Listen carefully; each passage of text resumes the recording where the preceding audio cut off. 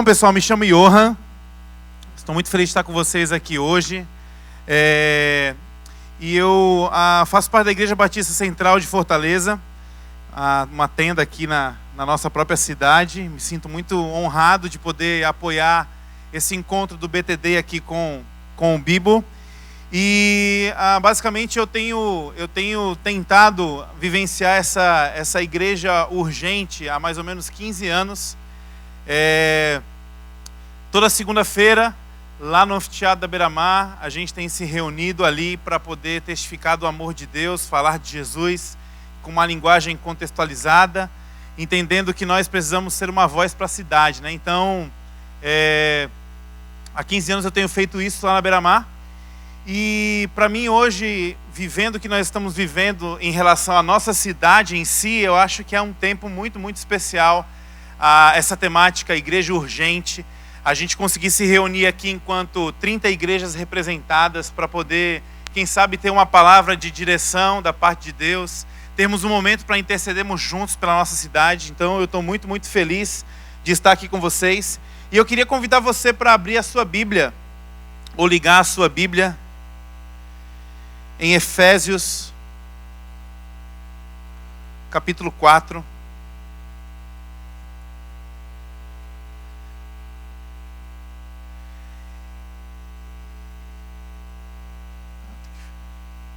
Tá bonito assim, Bíblia? Legal?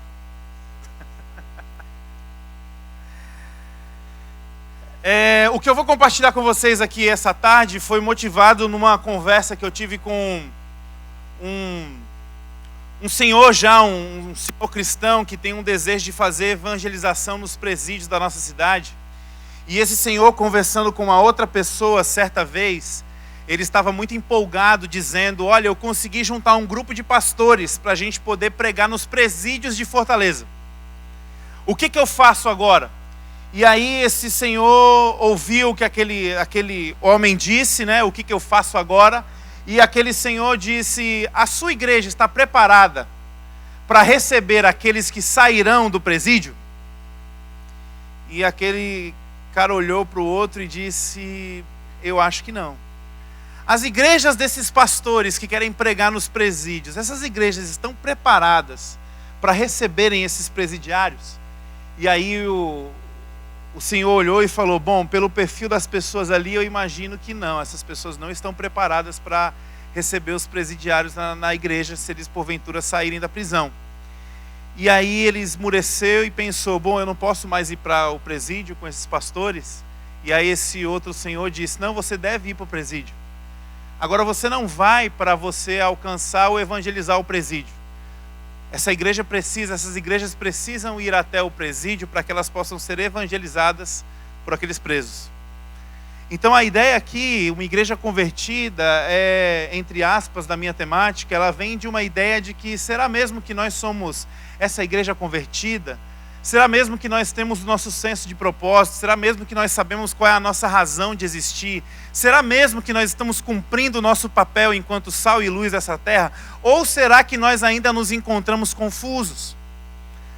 Eu fiquei muito triste, muito chateado nesse ano que passou, um ano eleitoral, não pela questão de quem estava concorrendo somente, por um partido ou outro, pelo atentado. Isso tudo nos entristece, mas o que mais me entristeceu foi perceber que a igreja brasileira usou da palavra de Deus para tentar qualificar um candidato X ou um candidato Y, enquanto a palavra de Deus ela só fala de um bom, ela só fala acerca de um justo.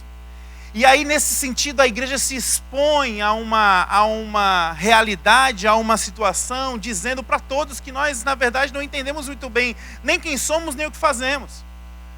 Depois das eleições, o presidente já eleito, e também aqui não é nada contra e nada a favor, a gente começa a ver no meio do povo de Deus, alguns incitando polêmicas, dizendo: o nosso ganhou, e outros revoltados, achando muito ruim, e dali a pouco o movimento, ninguém solta a mão de ninguém, e aí você vê o povo: vamos fazer uma resistência, nós somos a resistência, nós somos o povo de Deus. E a Bíblia nos diz que nós devemos orar, interceder por aqueles que são autoridades constituídas sobre nós. Então o povo de Deus não deveria sair por aí dizendo: ninguém solta a mão de ninguém, eu sou de direita, eu sou da esquerda. O povo de Deus deveria sair dizendo: pessoal, ninguém tira o joelho do chão, porque nós somos o povo de Deus, porque nós temos uma perspectiva além dessas coisas, porque Deus nos chamou para uma missão muito maior e muito mais profunda do que essa, de se posicionar em relação a um lado, direita ou esquerda. Nós fomos chamados para se posicionar cada vez mais para dentro do nosso planeta, para dentro da perdição desse planeta, para dentro da morte desse planeta. Quando Jesus Cristo institui a sua igreja, ele diz o seguinte: as portas do inferno não prevalecerão contra a igreja de Jesus. E às vezes a nossa dinâmica de vida parece ser o contrário. Parece que nós vivemos um cristianismo onde nós estamos fortalecendo as portas da igreja com medo que o inferno entre. Quando o próprio Jesus disse: as portas do inferno não prevalecerão, então a expectativa do Cristo era que eu e você pudéssemos chutar a porta do inferno e entrar ali com autoridade e proclamar um reino que não é desse mundo. E aí a gente fica se perdendo em algumas coisas. E eu queria ler com vocês um texto que o apóstolo Paulo está falando exatamente de uma realidade que ele tem visto, ou ele estava constatando, e eu acho que isso cabe para nós, para esse momento aqui hoje. Efésios 4, 17 a 23, o apóstolo Paulo diz o seguinte: assim eu lhes digo com a autoridade do Senhor, não vivam mais como os gentios, levados por pensamentos vazios e inúteis. A mente deles está mergulhada na escuridão. Eles andam sem rumo, alienados à vida que Deus dá, pois são ignorantes e endureceram o coração para Ele. Tornaram-se insensíveis e vivem em função dos prazeres sensuais e praticam avidamente toda espécie de impureza. Mas não foi isso que vocês aprenderam de Cristo, uma vez que ouviram falar de Jesus e foram ensinados sobre a verdade que vem dele. Livrem-se da sua antiga natureza, do seu velho modo de viver, corrompido pelos desejos impuros e pelo engano. Deixem que o Espírito renove os seus pensamentos e as suas atitudes. Eu acho que o grito igreja urgente é um grito atual, é um grito que precisa ser dito hoje, porque nós estamos nos perdendo cada vez mais. Parece que nós estamos deixando para trás a nossa essência, o nosso senso de propósito. E aí quando o apóstolo Paulo diz: não vivam mais como os gentios, a nossa dinâmica e prática de existência não significa que nós estamos entendendo isso. Por quê? Sabe como é que nós entendemos isso? Muitas vezes nós estamos entendendo o que Paulo disse como: não vivam com os gentios. E aí a igreja hoje tem montado na sua estrutura, na sua dinâmica de existência, no seu funcionamento, um mundo paralelo. Nós estamos criando um mini mundo, nós estamos criando uma mini cultura, nós estamos criando o nosso mini cosmos, onde nós temos o nosso próprio idioma, onde nós temos a nossa própria roupa, onde nós temos as nossas próprias marcas, onde nós temos os nossos próprios ídolos, onde nós temos os nossos próprios canais de YouTube, e aí nós vamos criando todo um clube em volta da igreja, e a igreja, ao invés de contaminar o mundo, ela se abstém do mundo, ela se contém, e ela não é referência. A maior pergunta que eu e você precisamos fazer hoje é: se eu hoje sumisse do planeta, quem perceberia? Quem sentiria falta de mim?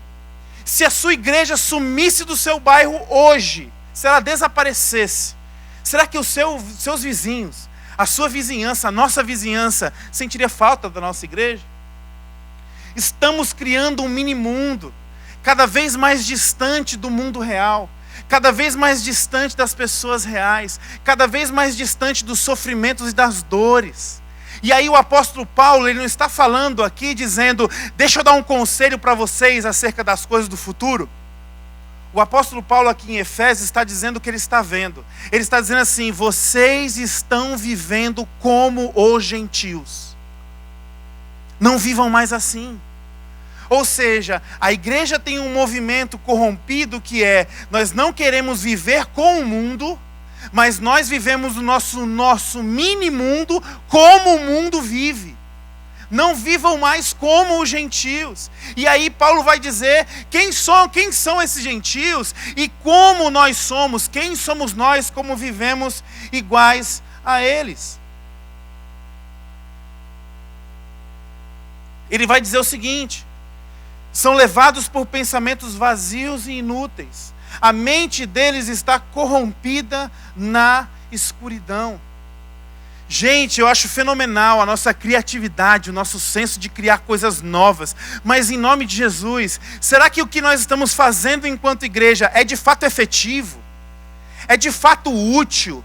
Isso de fato serve a alguém? Isso de fato impacta a comunidade? Isso traz esperança? Ou isso é só mais uma almofada no nosso sofá da doutrina, uma almofada no nosso sofá eclesiástico? Isso é mais uma firula para manter os nossos felizes? Muitas vezes nós acabamos nos perdendo no nosso senso e propósito, porque nós olhamos para o mundo e pensamos, puxa, esse mundo é tão legal, então nós temos que oferecer alguma coisa aqui dentro que seja tão legal quanto esse mundo, para poder competir com esse mundo, a fim de que as pessoas que estão aqui dentro não saiam daqui. E isso é uma enganação. Isso é uma mente obscurecida. Isso é um pensamento inútil. A palavra conversão, há mais ou menos 30 anos atrás, era estritamente uma palavra de cunho evangélico. Fulano se converteu, converteu-se. Converter era uma coisa extremamente evangélica. Hoje em dia, com o advento da tecnologia, edição de imagem, era da internet, os arquivos indo e voltando, nós percebemos que a palavra conversão, ela ganha um contexto diferente. E a palavra conversão, o arquivo está convertido. Um arquivo convertido é um arquivo que ele é capaz de abrir em uma plataforma, em várias plataformas, sem mudar o seu conteúdo. A igreja convertida hoje, muitas vezes, parece com esse tipo de arquivo. Ela é capaz de funcionar em cada plataforma, mas o seu conteúdo não mudou. Ela não funciona, ela não se adapta, ela não lê o que está acontecendo. Levados por pensamentos vazios e inúteis, e a mente está mergulhada na escuridão. Aqueles crentes participavam de toda a plataforma oferecida pela igreja, pela comunidade cristã, mas o seu interior não mudou. Quantas vezes nós só mudamos a plataforma? Nós saímos de um sistema, de uma filosofia, e nós vamos para outra, mas a nossa essência não muda. Paulo diz que os gentios, e ele nos compara aos gentios aqui, também andam sem rumo. Eles andam alienados à vida que Deus dá, porque eles são ignorantes e endureceram o coração para Ele. Nossa igreja precisa ser uma igreja regada em compaixão, gente. Nossa igreja precisa ser uma igreja regada em graça. Eu fico olhando para algumas questões e isso me intriga muito. Vocês sabem quantas pessoas morreram? Vocês são todos do Ceará. Quantas pessoas morreram ano passado por crimes violentos? Vocês sabem desse número? Vocês olham para os números de quantos adolescentes morreram no ano passado por crimes violentos em Fortaleza? Ou você acha que isso não é um problema nosso? No ano passado, mais de 3.000 pessoas morreram no Ceará por crimes violentos. No ano passado, mais de 700 adolescentes morreram no Ceará por crimes violentos. Você sabe quantas pessoas morrem por conta do suicídio?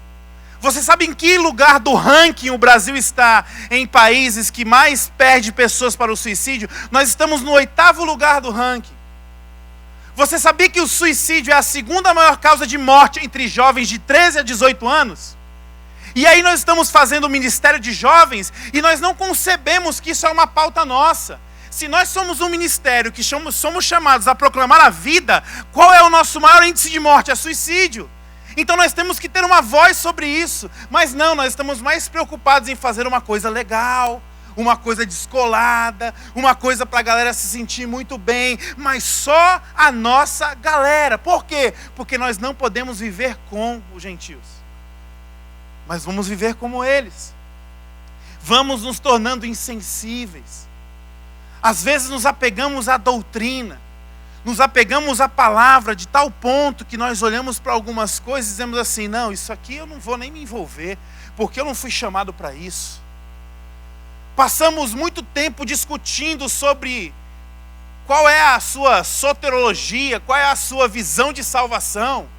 Você é arminiano, você é calvinista. Eu não quero diminuir o conteúdo dessa discussão, mas eu preciso dizer que nós estamos perdendo muito tempo discutindo sobre isso.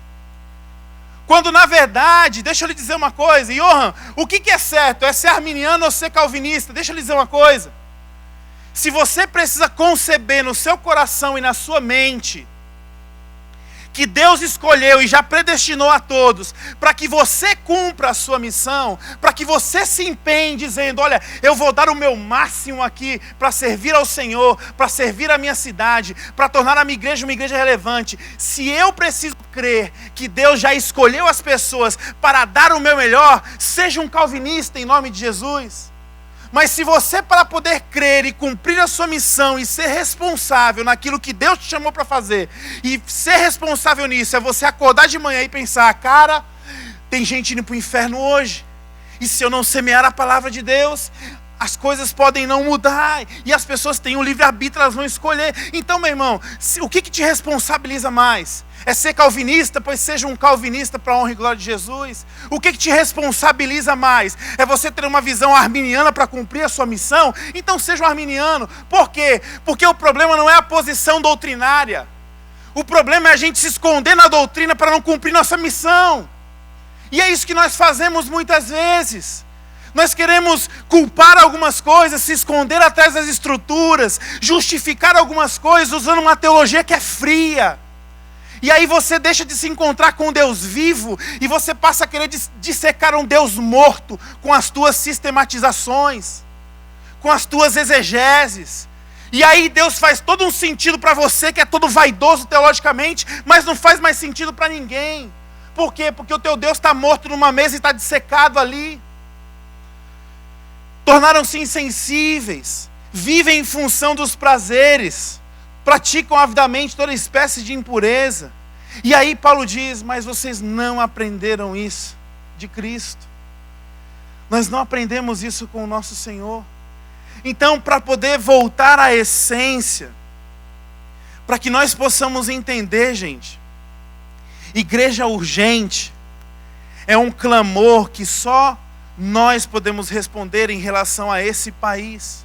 Nós precisamos parar de entender ou de viver um folclore achando que o país vai melhorar se fulano de tal assumir, se Beltrano de tal sair, se um plano acontecer. O país vai melhorar quando cada cristão, cada crente em Cristo Jesus sair da sua casa e dizer assim, Senhor, aquilo que os meus lábios estão proclamando, as minhas mãos vão entrar em sintonia. Aquilo que eu acredito no discurso, as pessoas verão na minha vida. Se cada cristão sair da sua casa disposto a viver segundo aquilo que crê e testifica, o planeta muda, não só o país muda. Nós precisamos então tomar uma nova postura. Igreja urgente, gente, é porque só a igreja tem a solução. E não é porque a igreja é soberba, não é porque a igreja sabe de tudo, não é porque a igreja é absoluta, mas é porque o Senhor da igreja é absoluto. É porque o Senhor da igreja sabe de tudo. É porque Ele pode todas as coisas. E a própria palavra de Deus está dizendo que Ele quer nos usar para isso. Gente, João 17, Jesus orando, dizendo assim, Pai, que eles possam ser um, assim como eu e o Senhor somos um. Meu coração explodiu de alegria quando eu vi, caramba, 30 igrejas se reunindo num lugar para poder estar junto. Cara, isso é de Deus. O Pai se alegra com isso. E aí, diante disso, para voltarmos a ser essa igreja, para entendermos qual é o nosso papel, o nosso referencial é Cristo. Não é modelo, não é doutrina, não é o que está dando certo. Sabe uma das perguntas que eu tenho um certo nojinho? Eu tenho um nojinho de algumas perguntas. E pode ser que eu seja um cara muito chato. Eu não sou tão chato igual o Bibo, mas eu sou um cara chato. Alguns nojinhos que eu tenho. Quando eu encontro um irmão e o irmão me pergunta assim, qual é a sua igreja? Eu já começo a achar esquisito. Como assim? Qual é a minha igreja? Qual é a nossa igreja em Fortaleza? Qual é a nossa igreja no Ancuri? Percebe as perguntas? Qual é a sua igreja? Aí depois a pergunta é, quantos membros tem a sua igreja? Parece que a gente está falando de time. Parece que a gente está falando de competição. Quando na verdade, se a gente tivesse um entendimento de unidade do corpo de Cristo, a pergunta é, cara, qual é o nome da nossa igreja em Fortaleza? Qual é o nome da nossa igreja em Itapipoca? Qual é o nome da nossa igreja em Recife? Algumas pessoas me perguntaram aqui: você é pastor da Ponte? Eu falei: não sou pastor da Ponte. Não, porque eu vi você dizendo que era da Ponte. Eu sou da Ponte. Eu sou da IBC, eu sou da Ponte, eu sou católico, eu sou pentecostal. Católico porque é uma igreja universal, certo? Então nós precisamos conceber e mudar um pouco a nossa perspectiva, para parar de competir, porque nós como igreja não somos uma igreja contra a outra.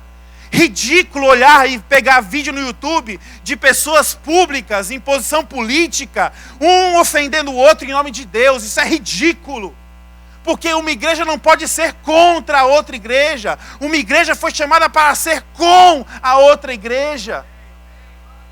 E nós precisamos mudar a nossa mentalidade. Por quê? Porque o nosso país precisa de nós. Bill Hybels disse que visitando lá os escombros do 11 de setembro, depois das torres terem sido caírem, né? As torres foram derrubadas. Bill Hybels escreve no capítulo 2 de Liderança Corajosa, que ele andando pelos escombros, ele percebe, e ele é muito tocado, porque ele vê as equipes de bombeiro fazendo o mínimo de barulhos possível para tentar escutar alguém nos escombros. E ele fica tocado com aquilo. Depois ele percebe que vários homens estavam assim sentados, e eles estavam exauridos, que eles trabalharam horas a fio, e tinham enfermeiros cuidando das mãos calejadas. E ele se sente impactado com aquilo. Ali percebe que vários restaurantes que sobreviveram à queda abriram as portas para oferecer comida para quem estava na operação de resgate de graça. E ele se impactou com aquilo. E aí ele fala que ele entra no táxi e começa a se distanciar do local dos escombros. E ele, depois que passa das equipes, passa dos restaurantes, ele passa no local onde tem um muro com várias fotos e nomes de pessoas desaparecidas ainda. E ele vê ali uma série de familiares chorando na esperança de encontrar o seu ente querido. E ele vê que ali existe uma equipe com um colete abraçando essas pessoas. E ele pede para parar o táxi, ele desce do táxi e ele pergunta para as pessoas: o que está acontecendo aqui? E aí ele percebe que várias igrejas se uniram para abraçar aquelas pessoas que estavam em angústia. Muitas dessas pessoas perderam os seus entes queridos. E elas estavam abraçando, consolando e orando com aquelas pessoas. E naquele momento Bill Hybels diz que ele começa a chorar. E ele percebe que a igreja é a esperança do mundo. Meus irmãos, plano de governo pode fazer muita coisa, estratégia pode fazer muita coisa, boa vontade pode fazer muita coisa, mas somente nós, enquanto igreja, na autoridade de Jesus, somos capazes de atingir um coração que está em trevas e sem esperança, e tornar esse coração um coração esperançoso e vivo, porque nós somos usados pelo Espírito para fazer isso. Então a igreja urgente é um grito para que nós possamos perceber que esse momento é o nosso momento. Não é o momento de mais ninguém.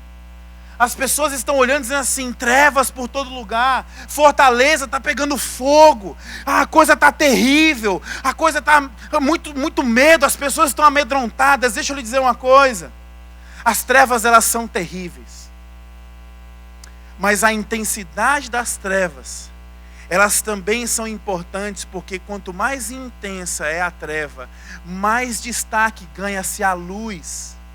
Então, num sentido de crise, toda a crise para a igreja de Jesus é uma oportunidade de manifestar a glória de Deus. Nós nunca tivemos tantas oportunidades para falar do amor de Jesus e mostrar que Jesus está vivo, como nós estamos tendo nesses dias hoje. Mas sabe o que nós fazemos? Vamos ficar trancado em casa, gente. Vamos fazer nada. Vamos ficar na internet, teclando. A igreja urgente entende que ela precisa teclar menos e tocar mais. Tecla menos sobre a vida das pessoas e vai tocar mais a vida das pessoas, para que nós possamos ser relevantes. E para terminar com vocês esse momento, o único caminho não é se voltar para um modelo, uma franquia, um vídeo de YouTube, uma pregação de alguém. O único caminho é voltar para o Cristo. nós precisamos nos encontrar com Deus. Nós precisamos cultivar uma vida de oração, intimidade, encontro com Ele. E é lindo perceber que o apóstolo Paulo, ele diz o seguinte: vocês foram chamados para aprender de Cristo. Sabe por que a igreja tem perdido a sua relevância? Porque nós não compreendemos o que é aprendizagem. Segundo a pedagogia, a aprendizagem tem uma tríade. É um tripé. A pessoa aprende com um tripé. Qual é o tripé? Você aprende através de informação. Quando você senta numa sala de aula, você recebe o que do professor? Informação. Quando você assiste um pregador no YouTube, você recebe o que dele? Informação. Só que a informação, ela não garante 100% do processo de aprendizagem. Ninguém aprende somente por informação. E aí nós precisamos de uma segunda perna, e a segunda perna é imitação. É por isso que o professor, quando ele ensina para você, ele diz assim: agora pessoal, vocês viram o que eu fiz aqui? Agora vocês vão fazer um exercício. Abre aí o seu livro, tem uma pergunta, e vocês agora vão preencher esse exercício, vão responder esse exercício, e ainda tem mais, lição de casa. O que é lição de casa? É um processo de imitação. Aquele que aprende precisa ter informação, mas só com informação não aprende. Ele precisa imitar as pessoas. E aqui você pode dizer assim: Johan, eu aprendo muito sim, cara. Eu estou lendo livros na minha biblioteca e estou aprendendo muito. Você está aprendendo muito acerca do conteúdo, mas a prática você aprende somente na relação. É por isso que você precisa caminhar com alguém. O livro vai te ensinar muito conhecimento, mas caráter você só tem na relação. É por isso que você precisa de alguém. Então o processo de aprender é imitação, é informação e é também imitação. Mas se eu somente tenho a informação e eu somente imito, eu aprendi completamente? Segundo a pedagogia, não. Segundo a pedagogia, você ainda precisa de um outro estágio. E o estágio é o estágio que o professor olha para você e diz assim: pessoal, segunda-feira tem prova. Aí você se desespera. O que é a prova? A prova é uma tentativa de conseguir atingir o estágio da inovação. É o estágio de que primeiro o professor fez e você viu o professor fazendo. Depois o professor fez com você. E agora você vai fazer e o professor vai te avaliar. É assim que um ser humano aprende, segundo a pedagogia. E quando nós olhamos para esse ciclo de aprendizagem e nós olhamos para o apóstolo Paulo falando que nós devemos aprender de Cristo, nós temos uma surpresa linda. Qual é a surpresa? Pode passar. Nós vamos para a Bíblia e percebemos, Brunils que acorda, pode passar. Nós percebemos que o Cristo tem uma informação para nós. A Bíblia nos dá João 3,16. O que é João 3,16? É uma informação. Porque Deus amou o mundo de tal maneira que mandou o seu Filho unigênito para morrer. Para quê? Para todo aquele que nele crê não pereça, mas tenha vida eterna. Isso é uma informação do Evangelho. Mas aí nós percebemos que o Cristo nos chama e diz assim: você quer me seguir? Pois negue-se a si mesmo e carregue também a sua cruz. Cristo está nos chamando para um processo de imitação. E depois nós percebemos que a Bíblia diz em 1 João 3,16, que nós não decoramos muito bem, segundo as estatísticas do Davi Lago. Ele pede para a gente dizer João 3,16, todo mundo diz, não é não, Davi? Depois 1 João 3,16 ninguém diz. 1 João 3,16 diz o quê? Assim como Cristo entregou a vida por nós, nós devemos entregar a nossa vida pelos nossos irmãos. Isso é um processo de inovação. Por que a igreja é tão irrelevante nos dias de hoje? Porque nós estamos presos, ficcionados no sistema da informação. E a nossa teologia, ela precisa ser uma teologia que ela acontece para além da informação. As pessoas não precisam ver Cristo na nossa capacidade lógica. As pessoas precisam ver Cristo nas nossas atitudes práticas. É por isso que a Bíblia não diz assim: olha, peça conhecimento que Deus dá a todos que pedem conhecimento. Não. O que a Bíblia diz? Se você orar pedindo sabedoria, Deus dará sabedoria. Por quê? Porque sabedoria não é a capacidade de você absorver conhecimento. Sabedoria é a capacidade de você aplicar aquilo que você conheceu. Deus quer nos fazer disso. Deus quer fazer isso conosco. A nossa teologia precisa ir para além dessa informação. As pessoas não precisam saber só no que a gente crê. As pessoas precisam ver Cristo em nós. E eu queria terminar com um texto, caminhando para o fim. Zacarias capítulo 7. Existe um chamado poderoso aqui. Verso 8. Zacarias, ele nos chama, ele é usado por Deus como um profeta atemporal. E eu creio que essa é uma palavra para os dias de hoje. Assim diz o Senhor dos Exércitos: administrem a verdadeira justiça. Administrem a verdadeira justiça. Mostrem misericórdia e compaixão uns para com os outros. Não oprimam a viúva e o órfão, nem o estrangeiro e o necessitado, e nem tramem maldades uns contra os outros. Se Zacarias está falando que existe uma verdadeira justiça, é porque esse mundo está imbuído numa justiça que ela é falsa. Você já percebeu como você quer justiça quando a justiça te favorece? Mas quando a justiça vem contra nós queremos questionar a justiça. Já percebeu que você quer bondade para o mundo quando a bondade te favorece? Mas quando a bondade nos empurra para uma zona de confronto, nós queremos resistir à bondade, nós tentamos justificar dizendo: não, deixa de ser tão bom assim, deixa de ser besta, deixa de ser tolo. Minha esposa certa vez olhou para mim e disse: você não cansa de dar bom dia para um monte de pessoas que não te respondem? Porque quando eu saio do elevador, eu digo bom dia, as pessoas olham para mim e não dizem nada. E aí um certo dia ela estava meio irritada com a vida, olhou para mim e falou assim: você deveria mudar. E eu olhei para ela e falei assim: mas por que eu devo mudar aquilo que é de bom em mim, só porque existe algo que não está tão bom no outro? Eu vou mudar o que está bom em mim por causa que o que não está legal no outro não mudou? Pelo contrário. Administrar a verdadeira justiça, como é que nós fazemos isso? A igreja ela foi chamada para mostrar duas expressões, e as expressões aqui são misericórdia e compaixão. A melhor palavra que se define misericórdia é coração na miséria. Ah, você veio falar de teologia integral, da missão integral? Não. Eu vim falar que nós precisamos enfrentar a pobreza, adentrar na pobreza. E eu não estou falando que pobreza é somente financeira. A faculdade está cheia de pobreza. Os lugares mais ricos da nossa cidade estão repletos de pobreza. Porque pobreza não é somente financeira. Pobreza financeira se manifesta talvez nessas comunidades mais carentes. Mas nos ricos dos mais ricos você encontra pobreza.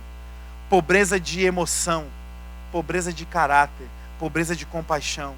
Nós fomos chamados para mostrar Cristo no mundo através de duas expressões. A primeira expressão: a igreja ela é urgente, porque nós temos que colocar o nosso coração na miséria do mundo, seja ela a miséria da prostituição, a miséria da violência, a miséria da corrupção, a miséria da ganância, seja ela a miséria realmente da miséria da pobreza. E nós fomos chamados também para exercer compaixão. E a melhor palavra que traduz compaixão nos dias de hoje chama-se empatia. Por quê? Empatia é se colocar no lugar do outro. A Bíblia diz em Marcos que quando Jesus chegou diante de uma multidão, essa multidão estava faminta. E a Bíblia diz que Jesus teve compaixão da multidão. Quando você traduz compaixão, você vai encontrar um termo que significa dor nas entranhas. Quando você está com fome, você sente o quê? Dor nas entranhas. Jesus teve compaixão, ele olhou para uma multidão faminta e quem sentiu a dor na barriga foi ele. Nós devemos ser uma igreja urgente que exerce e manifesta para o mundo, coração na miséria desse mundo, e manifesta para esse mundo empatia, capacidade de se colocar no lugar das pessoas. Precisamos parar de usar os nossos argumentos para dizer: eu não conheço nenhuma viúva, nenhum órfão, nenhum estrangeiro, nenhum necessitado, então eu não tenho que fazer absolutamente nada. Deixa eu dizer uma coisa, um outro número interessante. Quantas crianças nascem por ano em Fortaleza que não tem registro de nascimento? Alguém sabe? Uma média de 5 mil. 5 mil. Perdão, no Ceará, 5 mil. Se essa criança não tem registro de nascimento, ela não consegue ingressar numa escola. Se ela não tem registro de nascimento, ela não consegue tirar documento para trabalhar. Ela não consegue fazer um monte de coisa. Assim como um estrangeiro que está ilegal num país não consegue fazer um monte de coisa porque ele não tem uma documentação adequada, uma criança que não é registrada, ela se qualifica também como um estrangeiro nesse sentido.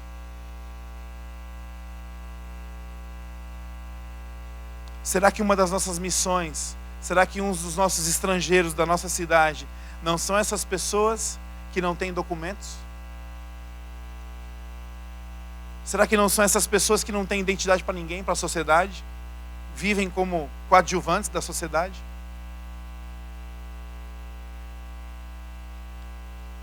Paulo, então, nos leva ao Cristo. E ele segue dizendo: uma vez que vocês ouviram falar de Jesus e foram ensinados sobre a verdade que vem dele, livrem-se da sua antiga maneira de viver. Uma das coisas que nos impede de sermos a igreja urgente é a arrogância. Nós achamos que nós temos todas as respostas, que nós sabemos de tudo e que nós não precisamos nos converter diariamente. Será que Deus não quer nos levar para um momento de conversão hoje? E conversão é se despir, é entregar, é estar solícito. E por fim ele diz: deixem que o Espírito renove os seus pensamentos e as suas atitudes. Nós podemos ter uma biblioteca recheada de livros bons. Nós podemos ter vários canais favoritos no YouTube. Você pode ter horas e horas e horas ouvindo pregações. Você pode ter a Bíblia toda decorada na sua cabeça. Você pode ter todas as teses que você ama defender decorado na sua cabeça. Mas se nós não formos movidos pelo Espírito Santo de Deus, nós não podemos fazer absolutamente nada. E a pergunta é: qual foi a última vez que você parou tudo e você se percebeu clamando, dizendo: Espírito de Deus, renove o meu pensamento. Espírito de Deus, muda as minhas atitudes. Espírito de Deus, transforma-me. Eu fui chamado para mediar uma mesa em uma conferência sobre justiça restaurativa. E estava todo esse pessoal da Secretaria de Justiça, os agentes penitenciários, muita gente do sistema prisional. E estava tendo uma mesa e eu era o cara que fazia as perguntas. E aí, antes de fazer as perguntas, fui apresentar os convidados. E um dos convidados, ele vai semanalmente nos presídios para poder evangelizar os presidiários. Tratar das suas mazelas, dos seus vícios, maus hábitos. E aí quando esse cara pegou o microfone e disse o nome dele, ele falou assim: para mim, bandido bom é bandido morto. Na hora que ele falou isso, aí você tinha de um lado, a galera lá do sistema prisional começou a vibrar. Do outro lado, essa galera mais humanitária, eles só não arrancaram as cadeiras do chão porque estava parafusado. E a pessoa, quando disse isso, percebendo, falou assim: deixa eu só terminar a minha fala. E aí o pessoal se acalmou e ele disse: olha, há 2 semanas atrás, minha filha foi assaltada numa avenida famosa da nossa cidade, importante da nossa cidade. Colocaram um revólver na cabeça da minha filha. Minha filha adquiriu crise do pânico e está fazendo tratamento. Ela não quer mais dirigir e ela não quer mais passar por essa avenida principal da cidade. Eu tive que acudir a minha filha, eu tive que levá-la até onde o bandido estava. Ela reconheceu o bandido, eu tive que olhar na cara do bandido. O bandido foi levado. Eu passei horas e horas tentando acalmar e consolar minha filha. Passei a noite em claro sem conseguir dormir. E de manhã cedo eu tive que acordar, botar minha roupa e ir para o presídio para falar de esperança para esses caras. E eu preciso dizer para vocês que eu cheguei a essa conclusão: que bandido bom é bandido morto. E eu só consigo ir para o presídio porque todo dia de manhã eu acordo dizendo assim: Deus, mata o bandido que existe aqui dentro. Então bandido bom é bandido morto porque eu preciso morrer todos os dias para amar aquelas pessoas que aos olhos de Jesus são ovelhas sem pastor. Qual foi a última vez, meu irmão, que você acordou e disse: para tudo. A pregação tá massa. O livro tá massa. O seminário tá show. Eu estou mergulhado nas profundezas das doutrinas. Mas qual foi a última vez que você parou e disse: Deus, transforma meu coração, Senhor. Deus, tem coisas aqui que não estão funcionando bem. Amados, eu queria terminar com vocês então, com esse texto. Basicamente é a leitura dele. E aí nós terminamos e nós teremos um outro momento aqui. 2 Coríntios 5, 18 a 20.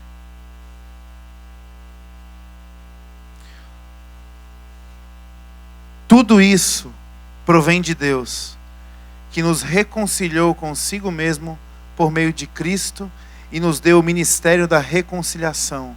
Ou seja, que Deus em Cristo estava reconciliando consigo o mundo, não lançando em conta os pecados dos homens, e nos confiou essa mensagem da reconciliação.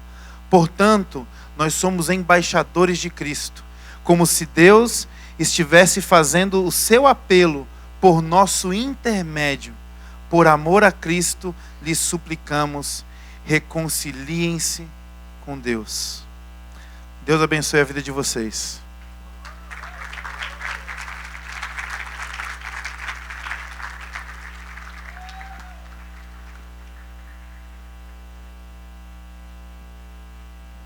Valeu, Johan. Muito bom. Eu continuo sendo Afonso. E estamos aqui representados em mais de 30 igrejas. E escutar um pouco do que o Johan disse, meditar um pouco nisso, se torna um desafio até. Para mim, particularmente, é um desafio. Enquanto o Johan pregava, por muitas vezes, eu me lembrei de diversas conversas que eu tive com ele, onde eu vi a minha igreja fazendo atos de compaixão, eu vi irmãos íntegros chorando por pessoas, eu via, enfim, uma ênfase na justiça social, e eu me perguntava, onde é que está a teologia? Eu não percebia que, sim, existia pureza bíblica, existia teologia, e existia, sim, sã doutrina. Mas a sã doutrina, a pureza bíblica, não era da forma que eu queria encaixotar. Não era da forma que eu queria que fosse. Porque naquele momento eu estava fechado em uma bolha teológica. Eu estava fechado em um pensamento, eu não conseguia enxergar no outro, que pensava diferente de mim, que ele era um irmão em Cristo.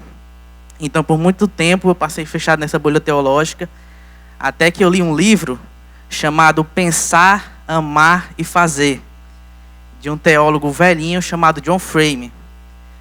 E esse teólogo, ele traz uma perspectiva nesse livro, de que nós, como seres humanos, temos 3 ênfases, e somos limitados nessas ênfases.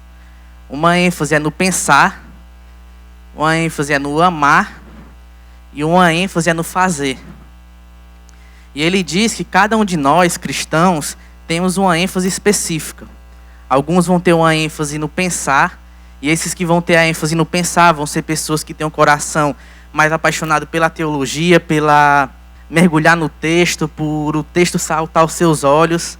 Aqueles que têm a ênfase no amar são pessoas que vão ser mais engajadas em justiça social, vão ser pessoas que vão ser mais engajadas em atos de compaixão, são pessoas que vão chorar pela dor do outro.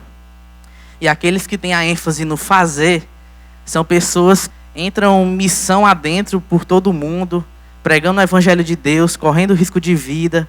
E essas pessoas, o combustível delas é fazer ações. Mas uma coisa que o John Frame ressalta é que todos nós, cristãos, temos que ter essas 3 ênfases na nossa vida. A gente pode ser que a gente tenha uma ênfase a mais para a teologia, mas a gente não pode deixar de amar. A gente não pode deixar de fazer. Pode ser que a gente tenha uma ênfase no amar, mas a gente não pode deixar de pensar.